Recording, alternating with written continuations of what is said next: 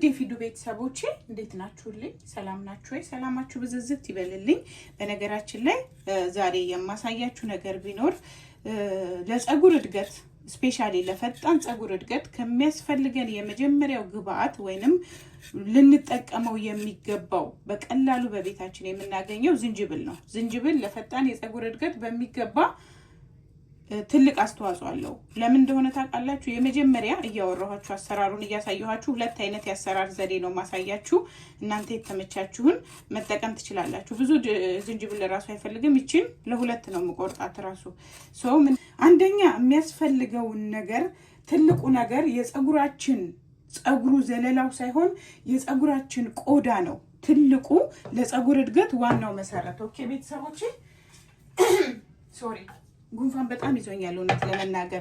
ስለዚህ ምንድነው የሚያደርግልን የፀጉራችንን ስሩን በሚገባ የብለድ ሰርኩሌሽናችን ወይም ፀጉራችን ስር ያለውን የደም ዝውውር በሚገባ ያስተካክልልናል ወይም ቆንጆ የደም ዝውውር እንዲኖረው ያደርግልናል።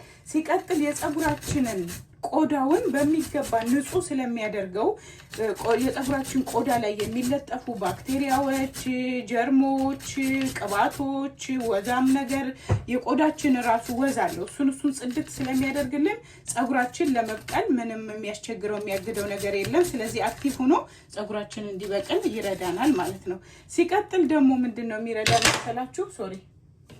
ሲቀጥል እንደዚህ እናደርገዋለን። መጀመሪያ ዘዴው አጠቃቀሙ አሰራሩ ፈቅፍቃችሁ የተወሰነች አንድ ማንኪያ የምትሆን ታደርጉና የፈላ ውሃ ትጨምሩበታላችሁ።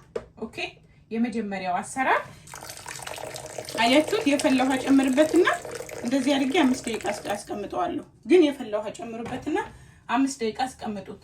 ሁለተኛው ደግሞ ጥቅሙ ፎረፎርን ከቆዳችን ላይ ስለሚያነሳ ያ ማለት ውዶቼ ለምንድነው እንዴት ነው ከፀጉራችን ላይ የሚያነሳው ብላችሁ እንደምትጠይቁኝ እርግጠኛ ነኝ። አንደኛ ምንድነው ውዶቼ ሁለተኛ ጥቅሙ ከፀጉራችን ላይ እንደዚህ ያማስሉት በደንብ እንዲዋሃድ ፀጉራችን ላይ ፎረፎርን ያጠፋልናል። በጣም የብዙዎች ችግር የሆነው ፎረፎር ነው።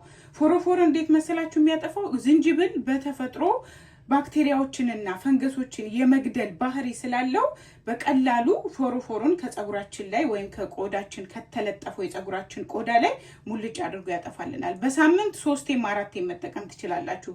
ከተቀባችሁት በኋላ ከ30 ደቂቃ በኋላ ሙልጭ አድርጋችሁ ታጠቡት።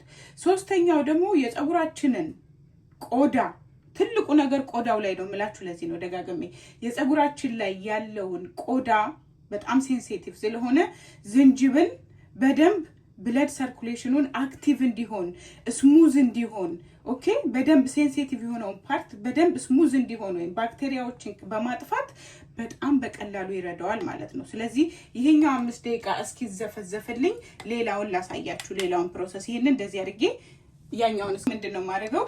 ዝንጅብሌን ቅድም የፈቀፈኳት ትንሽ ስለሆነች አትበቃኝም።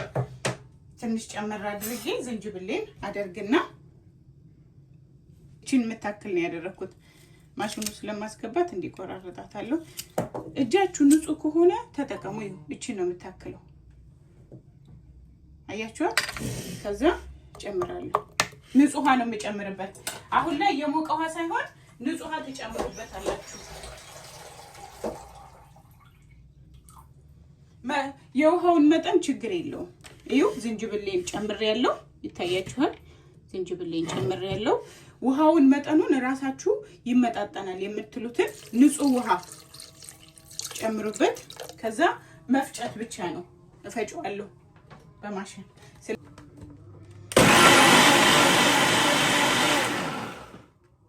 አያችሁት? እየፈጨሁት ነው።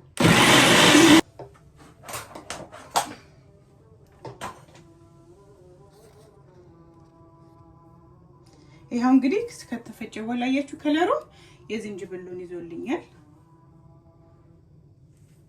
ሰው እናጠለዋለን። በቃ ምንም ፕሮሰስ የለው።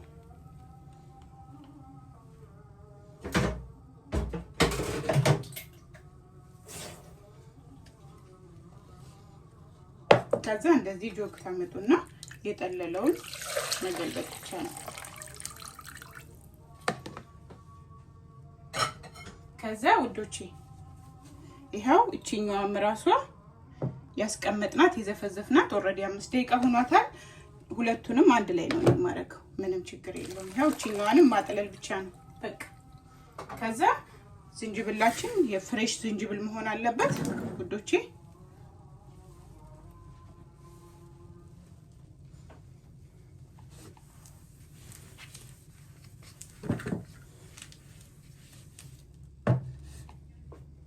ከዛ ይሄን ያጠለል ነው እንደዚህ አድርጋችሁ በደንብ ጥልጥፍ ይበልሽ። ከዛ ምንም ፕሮሰስም ምንም የለውም። ኦኬ ወዶቼ እዚሽ ላይ እቃችሁ ላይ መገልበጥ ብቻ ነው አበቃ። ከዛ በሳምንት 4 መጠቀም ትችላላችሁ። ተቀብታችሁ በደንብ ማሳጅ አድርጉት። ከ30 ደቂቃ በኋላ ታጠቡት። ኦኬ በሳምንት 3 4 ማልታጠብም ካላችሁ በሳምንት 2 የፀጉራችሁ መቼም ሳትታጠቡ አታልፉ። አለዛ በሳምንት አንዴም ነው ካላችሁ እንደናንተ ፍላጎት። ይሄው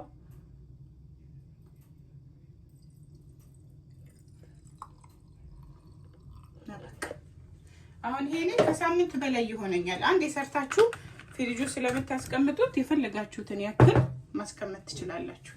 ሬዲ ሆነ በቃ።